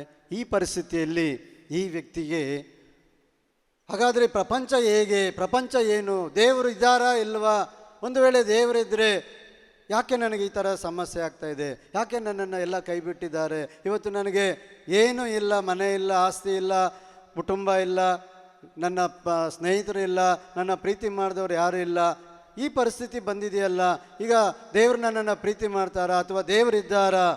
ಪ್ರಶ್ನೆಗಳು. ಈ ವ್ಯಕ್ತಿಗೆ ಏನು ಮಾಡಬೇಕು ಗೊತ್ತಿಲ್ಲ. ಒಂದು ಧ್ಯಾನ ಮಂದಿರಕ್ಕೆ ಹೋಗಿ ಕೂತ್ಕೊಂಡ. ನಿಮ್ಮ ಹಾಗೆ ಒಂದು ಧ್ಯಾನ ಮಂದಿರದಲ್ಲಿ ಹೋಗಿ ಕೂತ್ಕೊಂಡು ದೇವರ ವಾಕ್ಯಗಳನ್ನು ಕೇಳೋದಕ್ಕೆ ಪ್ರಾರಂಭ ಮಾಡ್ದ. ಆತನಿಗೆ ದೇವರ ವಾಕ್ಯ ಕೇಳುವಾಗ ಪ್ರಿಯರೇ, ಆತನ ಮನಸ್ಸಲ್ಲಿರುವುದು ಪ್ರಪಂಚದ ಲೋಕದ ಎಲ್ಲ ಅನಿಸಿಕೆಗಳು, ನಡೆದಂಥ ಘಟನೆಗಳ ಮರುಕಳಿ. ಅದು ಹಾಗಾಯ್ತಲ್ಲ, ಇದು ಹೀಗಾಯ್ತಲ್ಲ, ಅದು ಕಳೆದೋಯ್ತಲ್ಲ, ಇದು ನಷ್ಟ ಆಯ್ತಲ್ಲ, ಇವ್ರು ನನ್ನ ಕೈ ಬಿಟ್ರಲ್ಲ, ಇವ್ರು ನನ್ನ ಹೀಗೆ ಬೈದ್ರಲ್ವ, ಇದೇ ಮನಸ್ಸಲ್ಲಿ ಬರ್ತಾ ಇದೆ. ವಾಕ್ಯಗಳು ಮತ್ತೆ ಮತ್ತೆ ದೇವರ ವಾಕ್ಯಗಳು, ಅನೇಕ ಗುರುಗಳು, ಅನೇಕ ಪ್ರಬೋಧಕರ ಮುಖಾಂತರ ದೇವರ ವಾಕ್ಯಗಳು ಆ ವ್ಯಕ್ತಿಗೆ ಕೇಳ್ತಾನೆ ಇದೆ. ಒಂದು ದಿನ 2 ದಿನ ಕಳೆಯುವಾಗ ಈತನ ಮನಸ್ಸಿನಲ್ಲಿ ಏನೋ ಒಂದು ರೀತಿಯ ಬದಲಾವಣೆಗಳು ಪ್ರಾರಂಭವಾಯಿತು. ಪಾಪ ನಿವೇದನೆ ದಿನ ಈತ ಪಾಪಗಳನ್ನೆಲ್ಲ ಹೋಗಿ ಒಪ್ಪಿಸಿಕೊಟ್ಟ, ಪಾಪ ನಿವೇದನೆ ಮಾಡಿದ. ಅದಾದ ಮೇಲೆ ಬಂದು ದೇವರ ವಾಕ್ಯವನ್ನು ಕೇಳೋದಕ್ಕೆ ಈ ವ್ಯಕ್ತಿ ಕೂತ್ಕೊಂಡ. ಯೇಸು ಸ್ವಾಮಿ ಈತನಿಗೆ ಹೇಳಿದರು, ಯೋಹಾನ 15ನೇ ಅಧ್ಯಾಯ 16ನೇ ವಾಕ್ಯ, ನೀವು ನನ್ನನ್ನು ಆರಿಸಿಕೊಳ್ಳಲಿಲ್ಲ, ನಾನೇ ನಿಮ್ಮನ್ನು ಆರಿಸಿಕೊಂಡಿದ್ದೇನೆ. ನೀನು ಲೋಕಕ್ಕೆ ಹೋಗಬೇಕು, ಸಫಲರಾಗಬೇಕು, ಆ ಫಲ ಶಾಶ್ವತವಾಗಿ ಉಳಿಯಬೇಕೆಂದೇ ನಾನು ನಿನ್ನನ್ನು ನೇಮಕ ಮಾಡಿದ್ದೇನೆ. ನೀನು ನನ್ನ ಸೇವೆ ಮಾಡಬೇಕು. ಈತನಿಗೆ ಏನು ಮಾಡಬೇಕು ಗೊತ್ತಾಗ್ತಾ ಇಲ್ಲ. ಇದು ನನಗಲ್ಲ, ಇದು ಯಾರಿಗೋ ಬೇರೆಯವ್ರಿಗೆ ಹೇಳ್ತಾ ಇದ್ದಾರೆ. ಕೇಳಿದ, ಆಮೇಲೆ ಸುಮ್ಮನೆ ಆದ. ಯೇಸು ಸುಮ್ಮನಾಗಲಿಲ್ಲ. ಯೇಸು ಮತ್ತೆ ಆ ವ್ಯಕ್ತಿಗೆ ಹೇಳಿದರು, ಇಲ್ಲ, ನಾನು ನಿನ್ನನ್ನು ಆರಿಸಿಕೊಂಡಿದ್ದೀನಿ, ನೀನು ನನ್ನ ಸೇವೆ ಮಾಡಬೇಕು ಎಂಬುದಾಗಿ. ಈ ವ್ಯಕ್ತಿ ನೆನೆಸ್ಕೊಂಡ, ನನಗೆ ಸೇವೆ ಮಾಡೋಕ್ಕೆ ತಾಕತ್ತಿಲ್ಲ, ನನಗೆ ಸೇವೆ ಮಾಡೋಕ್ಕೆ ಯಾವುದು ಶಕ್ತಿ ಇಲ್ಲ, ನಾನು ಸೇವೆ ಮಾಡೋದಕ್ಕೆ ಬಿಳಿ ಬಟ್ಟೆ ಹಾಕ್ಕೊಂಡಿಲ್ಲ, ನಾನು ಸೇವೆ ಮಾಡೋದಕ್ಕೆ PhD ಮಾಡಲಿಲ್ಲ, ಯಾವುದು ನಾನು ಡಿಗ್ರಿಗಳು ಮಾಡಿಲ್ಲ, ನನ್ನನ್ನು ಏನಕ್ಕೆ ದೇವರು ಆರಿಸ್ಕೊಳ್ತಾರೆ. ಇಲ್ಲಿ ಯಾರಿಗೋ ಬೇರೆಯವ್ರಿಗೆ ದೇವರು ಹೇಳ್ತಾ ಇರ್ಬೋದು. ಪ್ರೇರೆ, ಆ ದಿನಗಳಲ್ಲಿ ಇಡೀ ದಿನ ಯೇಸು ಸ್ವಾಮಿ ಆ ವ್ಯಕ್ತಿಗೆ ಹೇಳಿದರು, ನಾನು ನಿನ್ನನ್ನು ಆರಿಸಿಕೊಂಡಿದ್ದೇನೆ ಎಂಬುದಾಗಿ. ಈ ವ್ಯಕ್ತಿಗೆ ಗೊತ್ತಿಲ್ಲ, ಏನು ಮಾಡಬೇಕು ಗೊತ್ತಿಲ್ಲ, ಬ್ಲಾಂಕ್ ಆಗಿದೆ, ಜೀವನ ಶೂನ್ಯ ಆಗಿದೆ, ಇಡೀ ಪ್ರಪಂಚವು ಶೂನ್ಯದ ಅವಸ್ಥೆಯಲ್ಲಿದೆ, ಯಾರು ಇವತ್ತು ಇಲ್ಲ. ಈಗ ಈ ವ್ಯಕ್ತಿ ಯೇಸುವಿಗೆ ಹೇಳ್ದ, ಯೇಸುವೆ, ನೀವೇ ನನ್ನನ್ನು ಕರೆದದ್ದು ಸತ್ಯವಾದರೆ ನಿಮ್ಮ ಚಿತ್ತ, ನಿಮ್ಮ ಇಷ್ಟ ಬಂದಾಗೆ ನಡೆಸಿರಿ ಎಂಬುದಾಗಿ ತನ್ನ ಜೀವನವನ್ನೇ ಯೇಸುವಿಗೆ ಒಪ್ಪಿಸಿ ಆ ಧ್ಯಾನಕೂಟವನ್ನು ಮುಗಿಸಿ ಮತ್ತೆ ಮನೆಗೆ ವಾಪಸ್ಸು ಹೋದಂಥ ವ್ಯಕ್ತಿ ಮನೆಯಲ್ಲಿ ಸುಮ್ಮನೆ ಕೂತ್ಕೊಳ್ಳೋಕ್ಕಾಗಲಿಲ್ಲ. ಬೈಬಲ್ ಪುಟಗಳನ್ನು ತೆರೆದು ಪ್ರಾರ್ಥನೆ ಮಾಡುವಾಗ ಪ್ರಿಯರೇ, ಪವಿತ್ರಾತ್ಮರ ಕೃಪೆಗಳಿಂದ ಆ ವ್ಯಕ್ತಿಯನ್ನು ದೇವರು ತುಂಬಿಸಿ ದೇವರ ಸೇವೆಗೆ ಆತನನ್ನು ಅಭಿಷೇಕ ಮಾಡಿದರು. ದೇವರ ಸೇವೆ ಮಾಡುವಾಗ ಆತನ ಜೀವಿತದಲ್ಲಿದ್ದಂಥ ಎಲ್ಲ ಕಷ್ಟಗಳಿಗೆ, ಕಣ್ಣೀರಿಗೆ, ದುಃಖಕ್ಕೆ, ನೋವಿಗೆ ದೇವರು ಬಿಡುಗಡೆಯನ್ನು ಕೊಟ್ಟು ಆತನಿಗೆ ದೇವರು ಇಡೀ ಪ್ರಪಂಚದ ಎಲ್ಲ ಅನುಗ್ರಹಗಳನ್ನು, ಆಶೀರ್ವಾದಗಳನ್ನು ಕೊಟ್ಟು ಈ ದಿನ ನಿಮ್ಮ ಮುಂದೆ ನಿಂತು ಸೇವೆ ಮಾಡುವ ಅವಕಾಶವನ್ನು ದೇವರು ಕೊಟ್ಟಿದ್ದಾರೆ. ಆ ವ್ಯಕ್ತಿ ನಮ್ಮ ಮಧ್ಯದಲ್ಲಿ ಇವತ್ತಿದ್ದಾರೆ. ಇಲ್ಲಿ ಈ ಲೋಕದಲ್ಲಿ ಯಾರು ಕೈ ಬಿಟ್ಟರು ಯೇಸು ಕೈ ಬಿಡೋದಿಲ್ಲ. ಈ ಪ್ರಪಂಚದಲ್ಲಿ ಎಲ್ಲವೂ ಶೂನ್ಯವಾಗಿದ್ರು, ಯೇಸು ಶೂನ್ಯವಾಗಿಲ್ಲ. ಯೇಸು ಸತ್ತು ಹೋಗಿಲ್ಲ. 3ನೇ ದಿನ ಮೃತ್ಯುಂಜಯರಾಗಿ ಪುನರುತ್ಥಾನರಾಗಿದ್ದಾರೆ. ಅವರಿಗೆ ಆದಿಯೂ ಇಲ್ಲ, ಅಂತ್ಯವೂ ಇಲ್ಲ. ಆಕಾರವು ಲಾಕಾರವು, ಆದಿಯು ಅಂತ್ಯವು ಅವರೇ. ಅವರು ಸತ್ತ ದೇವರಲ್ಲ, ಇಂದಿಗೂ ನಮ್ಮ ಮಧ್ಯದಲ್ಲಿ ಬದುಕಿರುವ ಯೇಸು ನನ್ನೊಂದಿಗೆ, ನಿನ್ನೊಂದಿಗೆ ಜೀವಿಸ್ತಾ ಇದ್ದಾರೆ. ಆ ವ್ಯಕ್ತಿಯನ್ನು ನೀವು ನೋಡಬೇಕಾದ್ರೆ ನೀವು ಕಣ್ಣುಗಳನ್ನು ಸ್ವಲ್ಪ ಚೆನ್ನಾಗಿ ತೆರೆದು ಒಮ್ಮೆ ಸ್ಟೇಜ್ ಕಡೆ ನೋಡಿ. ಹಿಂದೆ ಯಾರಿದ್ದಾರೆ? ಆ ಯೇಸು ನನ್ನನ್ನು ಕರೆದರು, ನಾನೇ ಆ ವ್ಯಕ್ತಿ. 19 ವರ್ಷಗಳ ಹಿಂದೆ ಇಡೀ ಪ್ರಪಂಚವು ಕೈಬಿಟ್ಟಂಥ ಪರಿಸ್ಥಿತಿ. ಹಣ ಇಲ್ಲ, ಆಸ್ತಿ ಇಲ್ಲ, ಐಶ್ವರ್ಯ ಇಲ್ಲ, ಮಕ್ಕಳಿಲ್ಲ, ಕುಟುಂಬ ಇಲ್ಲ, ಎಲ್ಲವೂ ಶೂನ್ಯವಾಗಿ ಇಡೀ ಪ್ರಪಂಚವು ಒಂದು ಕಡೆ ಇದ್ದರೆ ನಾನೇ ಮತ್ತೊಂದು ಕಡೆ. ಯಾರಿಗೂ ಬೇಡವಾದಂಥ, ಯಾರಿಗೂ ಕಣ್ಣಿಗೆ ಕಾಣದೇ ಇರುವಂಥ ವ್ಯಕ್ತಿಯಾಗಿದ್ದಂಥ ನನ್ನನ್ನು ಈ ದಿನ ನಿಮ್ಮ ಮುಂದೆ ನಿಲ್ಲಿಸಿ ದೇವರ ವಾಕ್ಯವನ್ನು ಹೇಳುವಂಥ ಸದಾವಕಾಶವನ್ನು ಕೊಟ್ಟಂಥ ಆ ಸರ್ವಶಕ್ತ ದೇವರಿಗೆ ನನ್ನ ಹೃದಯಾಂತರಾಳದ ನಮನಗಳನ್ನು, ವಂದನೆಗಳನ್ನು ನಾನು ಸಲ್ಲಿಸ್ತೇನೆ. ಪ್ರಿಯನ ಸಹೋದರ ಸಹೋದರಿಯರೇ, ದೈವ ಕರೆ ಅಂದರೆ ಅದುವೇ ಆಗಿದೆ. ನಮ್ಮ ಹೃದಯವನ್ನೇ ದೇವರು ನೋಡುವ ದೇವರಾಗಿದ್ದಾರೆ.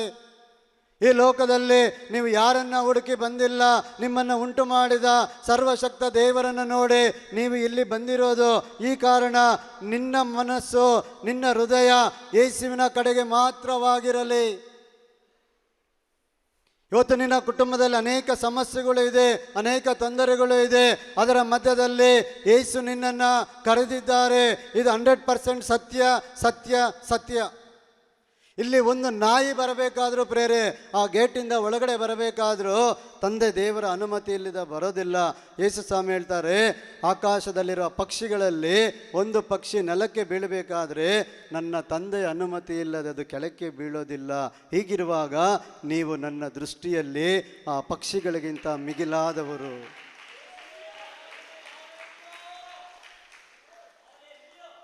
ಪ್ರಿಯರೇ, ಯೇಸು ನಮ್ಮನ್ನು ಕರೆದಿರುವಾಗ ಅವರು ಒಂದು ದೊಡ್ಡ ಯೋಜನೆಯನ್ನು ಇಟ್ಟು ಕರೆದಿದ್ದಾರೆ.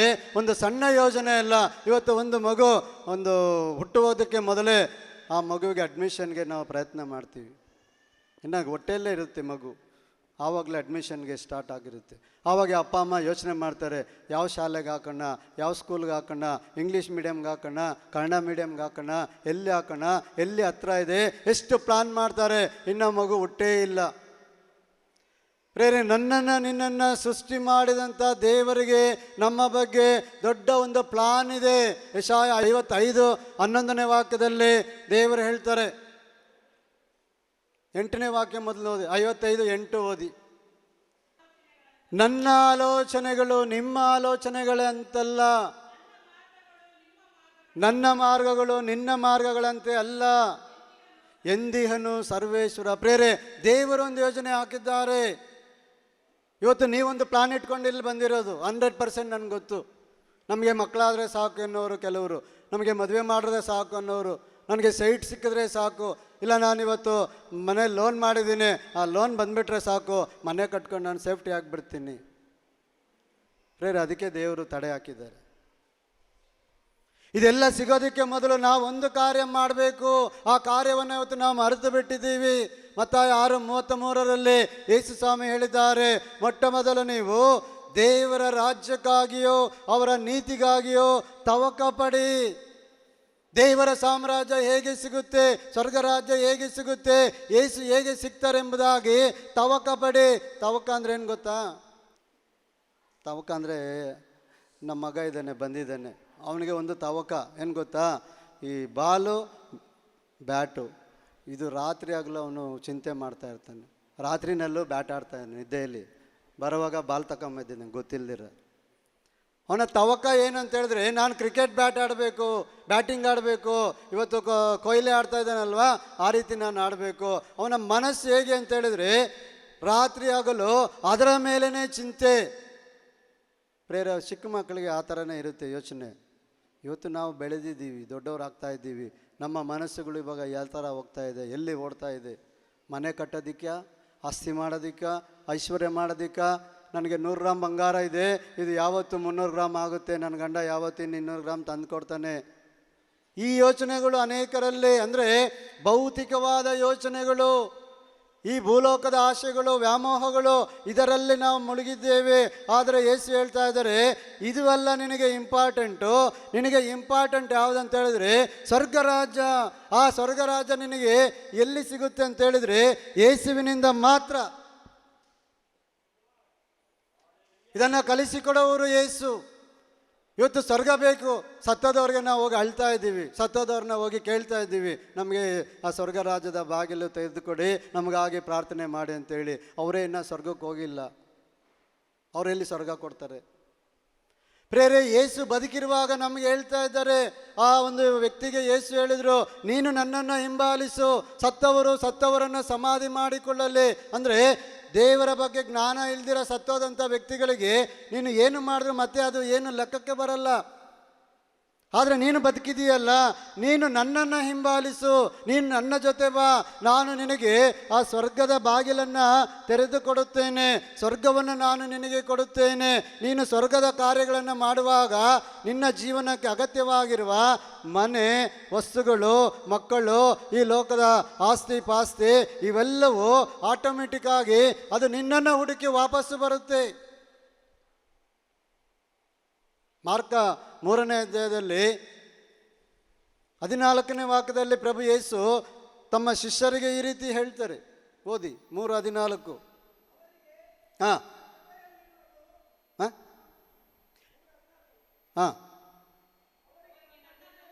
ನೀವು ನನ್ನ ಜೊತೆಯಲ್ಲಿ ಇರಲು ನಿಮ್ಮನ್ನು ನಾನು ಆರಿಸಿಕೊಂಡಿದ್ದೇನೆ, ಶುಭ ಸಂದೇಶವನ್ನು ಸಾರಲು ನಾನು ನಿಮ್ಮನ್ನು ಕಳುಹಿಸಿಕೊಡುತ್ತೇನೆ. ಗಟ್ಟಿ ಚಪ್ಪಾಳೆ ಹೊಡೆದು ದೇವರಿಗೆ ಸ್ತೋತ್ರ ಮಾಡು. ಪ್ರೇರೆ, ಇವತ್ತು ನೀವು ಶುಭ ಸಂದೇಶ ಸಾರೋದಕ್ಕೆ ನಿಮ್ಮ ಕೈಯಲ್ಲಿ ಆಗ್ತಾ ಇಲ್ಲ ಅಂತ ಹೇಳಿದರೆ, ಮೊದಲು ನೀವು ದೇವರ ರಾಜ್ಯವನ್ನು ಇನ್ನೂ ಸರಿಯಾಗಿ ಹುಡುಕಲಿಲ್ಲ. ನೀವು ಹೃದಯಪೂರ್ವಕವಾಗಿ ಇನ್ನೂ ಯೇಸುವನ್ನು ಸ್ವೀಕಾರ ಮಾಡಲಿಲ್ಲ.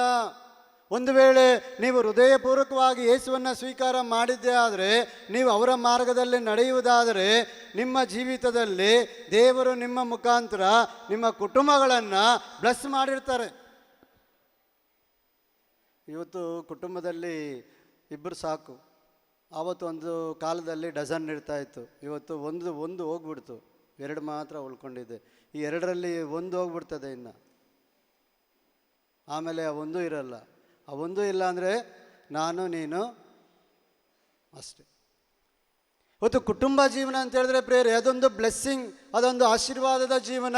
ಈ ಕುಟುಂಬ ಜೀವನದಲ್ಲಿ ನೀವು ಮನಸ್ಸು ಮಾಡಿದ್ರೆ ಮಾತ್ರನೇ ದೇವರ ಸೇವೆ ಮಾಡೋದಕ್ಕಾಗುತ್ತೆ. ನಿಮ್ಮಲ್ಲಿ ಎಷ್ಟು ಜನ ತನ್ನ ಮಕ್ಕಳಿಗೆ ದೇವರ ಒಂದು ಮಾರ್ಗವನ್ನು ನೀವು ತೋರಿಸ್ತಾ ಇದ್ದೀರಾ? ಬೇರೆ ಏನು ಮಾಡಬೇಡಿ, ದಿನಂಪ್ರತಿ ಬಲಿಪೂಜೆಗೆ ಹೋಗು, ದಿನಂಪ್ರತಿ ಜಪಸರ ಪ್ರಾರ್ಥನೆ ಮಾಡು, ದಿನಂಪ್ರತಿ ನೀನು ಬೈಬಲ್ ಓದು, ದಿನಂಪ್ರತಿ ನೀನು ಯೇಸುವನ್ನು ಆರಾಧನೆ ಮಾಡು, ಪ್ರಾರ್ಥನೆ ಮಾಡು ಅಂತೇಳಿ ನಾವು ಮಾಡ್ತಾ ಇದ್ದೀವಿ, ನಮ್ಮ ಮಕ್ಕಳಿಗೆ ಹೇಳ್ಕೊಡ್ತಾ ಇದ್ದೀವಿ. ಪ್ರಶ್ನೆ ನೀವೇ ಯೋಚನೆ ಮಾಡಿ. ಇವತ್ತು ಒಂದು ಟಿ ವಿ ಸಾಕಾಗಲ್ಲ, 4 ರೂಮ್ ಇದ್ದರೆ 4 ಟಿ ವಿ ಬೇಕು. ತಾಯಿಗೊಂದು ಸೀರಿಯಲ್ ಟಿ ವಿ, ತಂದೆಗೊಂದು ನ್ಯೂಸ್ ಚಾನಲ್ಲು, ಮಗನಿಗೆ ಕ್ರಿಕೆಟು, ಮಗಳಿಗೆ ಅಡುಗೆದು. ಇದರಲ್ಲಿ ಮುಳುಗೋಗಿದ್ದೇವೆ. ಈಗ ನಾವು ದೇವರ ಕರೆಗೆ ಹೋಗೋದಕ್ಕಾಗುತ್ತೆ ಪ್ರೇರೆ? ದೇವರು ನಮ್ಮನ್ನು ಕರೆದಿರೋದು ಈ ಭೂಲೋಕದಲ್ಲಿ ಎಲ್ಲ ಜನ ಥರ ನಾವು ಜೀವನ ಮಾಡಿ, ಒಂದು ಸ್ವಲ್ಪ ಆಸ್ತಿ ಮಾಡಿ, ಒಂದು 70-80 ವರ್ಷ ಬದುಕಿ ಈ ಲೋಕದಲ್ಲಿ ಒಂದು ಸ್ವಲ್ಪ ಹಣ ಆಸ್ತಿ ಐಶ್ವರ್ಯ ಮಾಡಿಕೊಂಡು ಕಾರಲ್ಲೆಲ್ಲ ಓಡಾಡಿಕೊಂಡು 70 ವಯಸ್ಸು 80 ವಯಸ್ಸಿಗೆ ಸತ್ತೋಗೋದಕ್ಕಲ್ಲ. ಇವತ್ತು ದೇವರು ನಮ್ಮನ್ನು ಕರೆದಿರೋದು ಶುಭ ಸಂದೇಶವನ್ನು ಸಾರುವುದಕ್ಕೆ. ಪೋಪ್ ಜಗದ್ಗುರುಗಳು, 2ನೇ ಜಗದ್ಗುರುಗಳಿದ್ದಾಗ ಅವರು ಹೇಳ್ತಾ ಇದ್ರು, ಏನಂತೇಳಿ ಗೊತ್ತಾ? ಇವತ್ತು ಇಡೀ ಪ್ರಪಂಚದಲ್ಲಿ ಶುಭ ಸಂದೇಶವನ್ನು ಬರೀ ಗುರುಗಳು ಕನ್ಯಾಸ್ತ್ರೀಯರು ಮಾತ್ರ ಸಾರಬಾರ್ದು, ಅವ್ರಿಗೆ ಎಲ್ಲ ಕ್ಷೇತ್ರದಲ್ಲಿ ಹೋಗೋದಕ್ಕೆ ಸಾಧ್ಯವಿಲ್ಲ ಎಂಬುದಾಗಿ ಪೋಪ್ ಜಗದ್ಗುರುಗಳು ಆ ದಿನದ ವ್ಯಾಟಿಕನ್ ಸಭೆಯಲ್ಲಿ ಹೇಳಿದರು. ಎಲ್ಲ ಸಾಮಾನ್ಯ ವ್ಯಕ್ತಿಗಳು ಇನ್ನು ಮುಂದೆ ಶುಭ ಸಂದೇಶವನ್ನು ಸಾರಬೇಕೆಂಬುದಾಗಿ ಅವರು ಆ ದಿನದಲ್ಲಿ ಅನುಮತಿಯನ್ನು ಕೊಟ್ಟು ಅದನ್ನು ಅಂಗೀಕೃತವಾಗಿ ಘೋಷಿಸಲ್ಪಟ್ಟ ನಿಮಿತ್ತ ಇವತ್ತು ನಮ್ಮಂಥ ದೈವ ಸೇವಕರು ಈ ಒಂದು ವೇದಿಕೆ ಮೇಲೆ ನಿಂತು ಶುಭ ಸಂದೇಶವನ್ನು ಸಾರ್ತಾ ಇರೋದು. ಆ ದೈವ ಕರೆ ಪ್ರಿಯರೇ, ಇಲ್ಲಿರುವಂಥ ಪ್ರತಿಯೊಬ್ಬರಿಗೂ ಇದೆ. ಅವರವರ ಕ್ಷೇತ್ರಗಳು ಅದು ಬೇರೆ ಬೇರೆ ಇರುತ್ತೆ. ನೀವು ಯಾವ ಕ್ಷೇತ್ರದಲ್ಲಿದ್ದರೂ ಪರವಾಗಿಲ್ಲ, ನಿಮ್ಮ ಕ್ಷೇತ್ರದಲ್ಲಿ ಯೇಸುವನ್ನು ನೀವು ಪರಿಚಯ ಮಾಡಿಕೊಡಬಹುದು. ಈ ದಿನ ನೀವು ಯೇಸುವಿಗೆ ಸಂಪೂರ್ಣವಾಗಿ ನಿಮ್ಮ ಕುಟುಂಬ ಜೀವಗಳನ್ನು ಸಮರ್ಪಣೆ ಮಾಡುವಾಗ ನಿಮಗೆ ಗೊತ್ತಿಲ್ಲ, ಇವತ್ತು ಸಣ್ಣ ಮಕ್ಕಳಿರ್ಬೋದು ಅಥವಾ ಮಕ್ಕಳು ತುಂಟಾಟ ಆಡ್ತಾ ಇರ್ಬೋದು. ಪ್ರೇರೆ, ಒಂದು ದಿನ ಬರುತ್ತೆ, ನೀವು ಮಾಡುವಂಥ ನಿಮ್ಮ ತ್ಯಾಗದ ಮುಖಾಂತರ, ನಿಮ್ಮ ಪ್ರಾರ್ಥನೆ ಮುಖಾಂತರ ದೇವರು ಒಂದು ದಿನ ಆ ವ್ಯಕ್ತಿಗಳನ್ನು, ಇಲ್ಲಿರುವಂಥ ಅನೇಕ ಕುಟುಂಬದಲ್ಲಿರುವಂಥ ವ್ಯಕ್ತಿಗಳನ್ನು ಗುರುಗಳನ್ನಾಗಿ ಕನ್ಯಾಸ್ತ್ರೀಯರನ್ನಾಗಿ ದೇವರು ಆರಿಸಿ ಕೊಂಡಿದ್ದಾರೆ, ಅವರು ಬ್ಲೆಸ್ ಮಾಡಿದ್ದಾರೆ. ನೀವು ಸ್ವಲ್ಪ ಶ್ರಮ ಪಡಬೇಕು. ಇಲ್ಲಿ ಬರುವಾಗ ನಿಮಗೆ ಅನಿಸುತ್ತೆ, ಅಯ್ಯೋ ಇವರೆಲ್ಲ ಎಷ್ಟು ಚೆನ್ನಾಗಿ ಹೇಳ್ತಾ ಇದ್ದಾರೆ, ಇವರೆಲ್ಲ ಎಷ್ಟು ಚೆನ್ನಾಗಿ ಆಡ್ತಾ ಇದ್ದಾರೆ, ಇವರೆಲ್ಲ ಎಷ್ಟು ಚೆನ್ನಾಗಿ ಸೇವೆ ಮಾಡ್ತಾ ಇದ್ದಾರೆ, ನಮ್ಮ ಮಕ್ಕಳು ಮಾಡಬೇಕು, ನಾನು ಮಾಡಬೇಕು. ಪ್ರಿಯರೇ, ದೇವರು ಖಂಡಿತವಾಗಿ ನಮಗೆ ಕರೆಯನ್ನು ಕೊಟ್ಟಿದ್ದಾರೆ. ಲೂಕ 10ನೇ ಅಧ್ಯಾಯದಲ್ಲಿ ಯೇಸು ಹೇಳಿದ್ದಾರೆ, ಹೋಗಿರಿ, ತೋಳಗಳ ಮಧ್ಯದಲ್ಲಿ ಕುರಿಮರಿಗಳನ್ನು ಬಿಟ್ಟಂತೆ ನಾನು ನಿನ್ನನ್ನು ಕಳಿಸಿಕೊಡ್ತಾ ಇದ್ದೀನಿ. ನೀವು ಎಲ್ಲ ಕಡೆ ಹೋಗಿ ಶುಭ ಸಂದೇಶವನ್ನು ನೀವು ಸಾರಿರಿ. ಬೆಳೆ ಏರಳವಾಗಿದೆ, ಕೊಯ್ಲುಗಾರರು ವಿರಳ. ಇವತ್ತು ಯೇಸುವಿನ ಕಡೆಗೆ ಬರುವಂಥ ವ್ಯಕ್ತಿಗಳು ಬಹಳ ಕಡಿಮೆ. ಶುಭ ಸಂದೇಶ ಅನೇಕರಿಗೆ ಗೊತ್ತಿಲ್ಲ. ಸ್ವರ್ಗ ಇದೆ ಅಂತ ಹೇಳಿದ್ರೆ ಸ್ವರ್ಗನ ಅದು ಎಲ್ಲಿದೆ ಅಂತಾರೆ ಎಷ್ಟೋ ಜನ. ಯೇಸು ಅಂದರೆ ಯಾರು ಅಂತ ಹೇಳಿ ಕೇಳೋ ಜನ ಎಷ್ಟೋ ಜನ ಇದ್ದಾರೆ. ಪ್ರೇರೆ, ಶುಭ ಸಂದೇಶ ಅಂದರೆ ಬೈಬಲ್ ವಾಕ್ಯಗಳು ಪುಟಗಳನ್ನು ತಿರುಗಿಸಿ ನೋಡೋದಕ್ಕೆ ಎಷ್ಟೋ ಜನರಿಗೆ ಗೊತ್ತೇ ಇಲ್ಲ.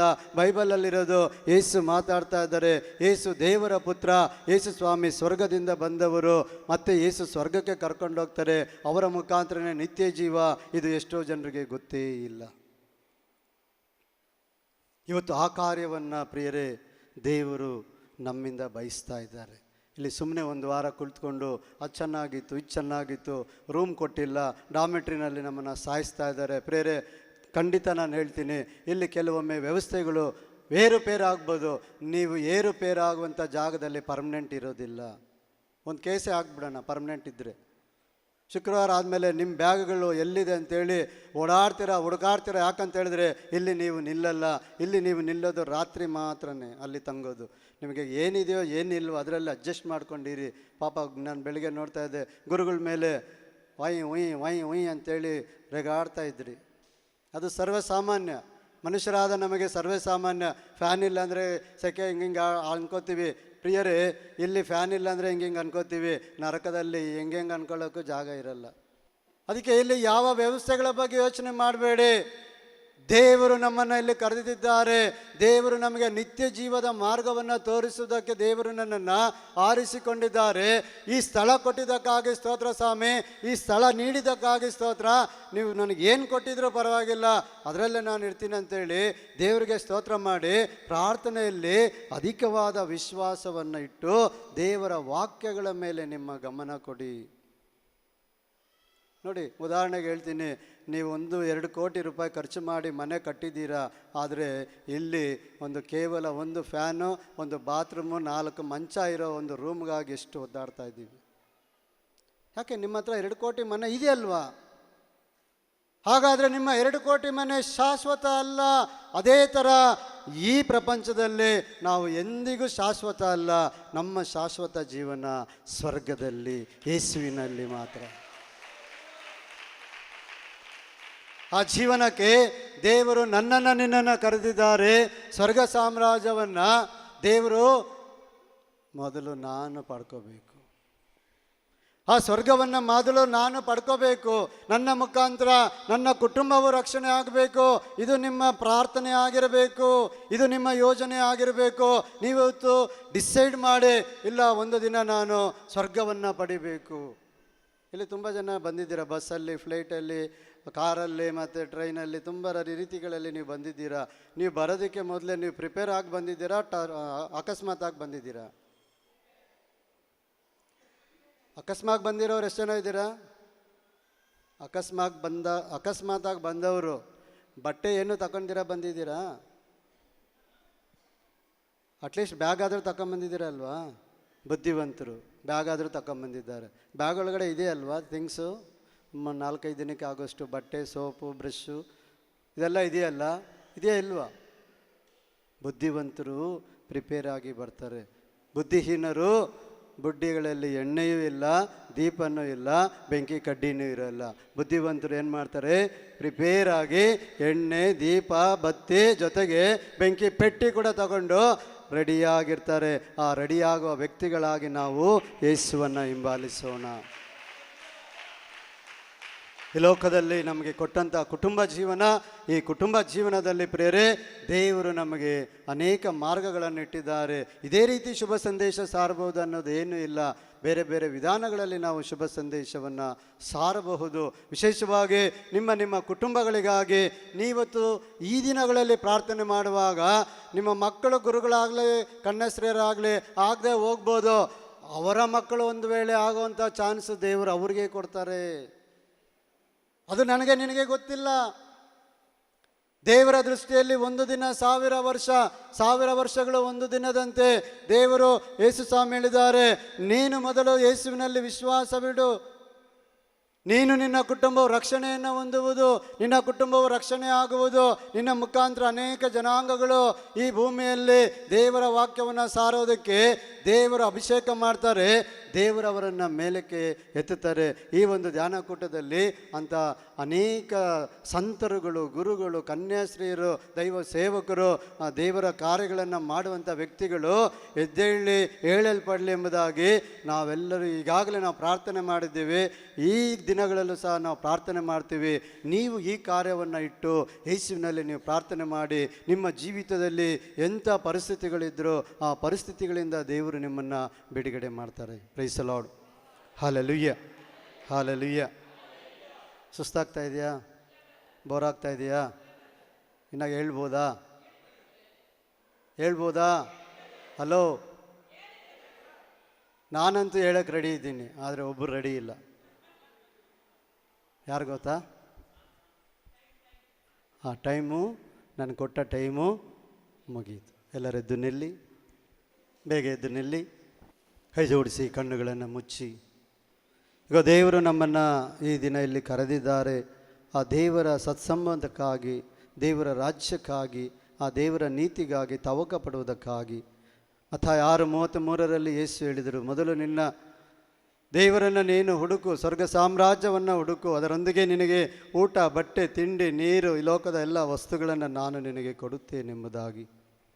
ಇದನ್ನು ನಿಮ್ಮ ಕುಟುಂಬಗಳನ್ನು ಯೇಸುವಿಗೆ ಸಮರ್ಪಿಸೋಣ. ಕುಟುಂಬದಲ್ಲಿರುವ ಮಕ್ಕಳನ್ನು, ಪತಿ ಪತ್ನಿಯರನ್ನು, ಕುಟುಂಬದ ಎಲ್ಲ ಸಮಸ್ಯೆಗಳನ್ನು ಕುರಿತು ಯೇಸುವಿಗೆ ಸಮರ್ಪಿಸೋಣ. ಇವೆಲ್ಲವೂ ಯೇಸುವಿಗೆ ಯಾವುದು ಅಸಾಧ್ಯವಲ್ಲ. ಇವೆಲ್ಲವುಗಳಿಂದ ಬಿಡುಗಡೆ ಮಾಡಲು ಯೇಸು ಶಕ್ತರಾಗಿದ್ದಾರೆ. ಈಗ ನಮ್ಮನ್ನು, ನಮ್ಮ ಕುಟುಂಬಗಳನ್ನೇ ಸಮರ್ಪಿಸಿ ಆ ದೇವರ ವಾಕ್ಯಗಳನ್ನೇ ನಂಬಿಕೆ ಇಟ್ಟು, ವಿಶ್ವಾಸವಿಟ್ಟು, ಅವರು ಹೇಳಿದ ಮಾರ್ಗದಲ್ಲಿ ನಾವು ನಡೆಯುವಂಥ ಶಕ್ತಿಯನ್ನು, ಕೃಪೆಯನ್ನು ನಮಗೆ ನೀಡಿರಿ ಸ್ವಾಮಿ. ನಮ್ಮ ಕುಟುಂಬಗಳಲ್ಲಿ ದೈವ ಕರೆಗಳು ಹೆಚ್ಚಾಗಲಿ. ನಮ್ಮ ಕುಟುಂಬಗಳಲ್ಲಿ ನಿಮ್ಮ ಸೇವೆ ಮಾಡುವಂಥ ಅವಕಾಶವನ್ನು ನೀವು ನಮಗೆ ಕಲ್ಪಿಸಿಕೊಡಿ. ನಮ್ಮನ್ನು ನಿಮಗೆ ಒಪ್ಪಿಸುತ್ತೇವೆ ಎಂಬುದಾಗಿ ನಿಮ್ಮನ್ನು, ನಿಮ್ಮ ಕುಟುಂಬಗಳನ್ನು ಸಮರ್ಪಿಸಿ 2 ಕರಗಳನ್ನು ಮೇಲೆತ್ತಿ ಗಟ್ಟಿಯಾಗಿ 1 ನಿಮಿಷ ಎಲ್ಲರೂ ದೇವರನ್ನು ಸ್ತುತಿಸಿರಿ. Hallelujah, hallelujah. ಯೇಸುವೇ, ನಿಮ್ಮ ನಾಮದಲ್ಲಿ ಕರಗಳನ್ನೆತ್ತಿ ಪ್ರಾರ್ಥನೆ ಮಾಡುತ್ತಿರುವ ಪ್ರತಿಯೊಂದು ವ್ಯಕ್ತಿಗಳ ಮೇಲೆ, ಒಂದೊಂದು ಕುಟುಂಬಗಳ ಮೇಲೆ ಗೋಸ್ವಾಮಿ ನಿಮ್ಮ ಕರುಣೆ ಮಳೆಯನ್ನು ಸುರಿಸಿರಿ. ನೀವು ಕರೆದಂಥ ಪ್ರತಿಯೊಂದು ವ್ಯಕ್ತಿಗಳು ನಿಮ್ಮ ಸ್ವರ್ಗ ಸಾಮ್ರಾಜ್ಯದ ಮಕ್ಕಳಾಗಿ, ದೈವ ಪ್ರಜೆಗಳಾಗಿ, ದೈವ ಸೇವೆಯನ್ನು ಮಾಡಲು ಬೇಕಾದ ಕೃಪೆಯನ್ನು ಕರುಣಿಸಿ. ಅನೇಕ ಕುಟುಂಬಗಳಿಂದ ನಿಮ್ಮ ದೈವ ಸೇವಕರುಗಳು, ಯಾಜಕರುಗಳು, ಕನ್ಯಾಶ್ರೀಗಳು ದೈವ ಮಕ್ಕಳಾಗಿ ಸ್ವರ್ಗ ಸಾಮ್ರಾಜ್ಯದ ಮಹಿಮೆಯನ್ನು ಸಾರುವಂಥ ವ್ಯಕ್ತಿಗಳನ್ನಾಗಿ ಮಾರ್ಪಡಿಸಿ ಎಂಬುದಾಗಿ ಯೇಸು ನಾಮದಲ್ಲಿ ಪ್ರಾರ್ಥಿಸ್ತೇನೆ. ಸ್ವರ್ಗೀಯ ತಂದೆಯೇ, ಆಮೇನ್. ಆಮೇನ್ ಅಂದ್ರೆ ಏನು? ನಾವು ಪ್ರಾರ್ಥನೆ ಮಾಡಿದಂತೆ ಆಗಲಿ ಎಂಬುದಾಗಿ. ಅನೇಕ ಕುಟುಂಬಗಳಿಂದ, ನಿಮ್ಮ ಒಂದೊಂದು ಕುಟುಂಬಗಳಿಂದ ದೇವರು ನಿಮ್ಮನ್ನು ಉಪಯೋಗ ಮಾಡ್ತಾರೆ. ಇದು ಸತ್ಯ. ಒಂದು ದಿನ ದೇವರು ನಿಮ್ಮ ಕುಟುಂಬಗಳಲ್ಲಿ ದೈವ ಸೇವಕರನ್ನು ಎಬ್ಬಿಸ್ತಾರೆ. ಅದನ್ನು ನಮ್ಮ ಅರಿಬೇಡಿ. ಗಟ್ಟಿಯಾಗಿ ಕರಗಳನ್ನು ತಟ್ಟಿ ದೇವರಿಗೆ ಸ್ತೋತ್ರ ಮಾಡಿ.